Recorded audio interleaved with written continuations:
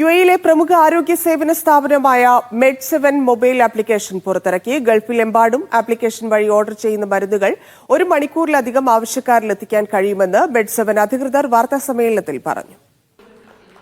Doctor Muhammad Kasim, യുഎയിലെ social media influencer Yusuf Al Kaabi എന്നിവർ ചേർന്നാണ് Med7ന്റെ ഓൺലൈൻ ആപ്ലിക്കേഷൻ പുറത്തിറക്കിയത്. ഉദ്ഘാടന ചടങ്ങിലേക്ക് ആദ്യ ഡെലിവറിയും വിജയകരമായി എത്തിച്ചു.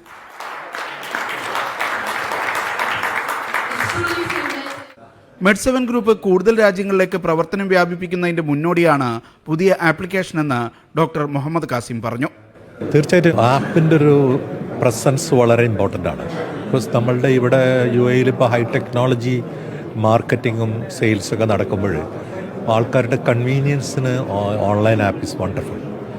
And certainly our competitors all have app, and easily people from their mobile can order medicine 24 hours a day.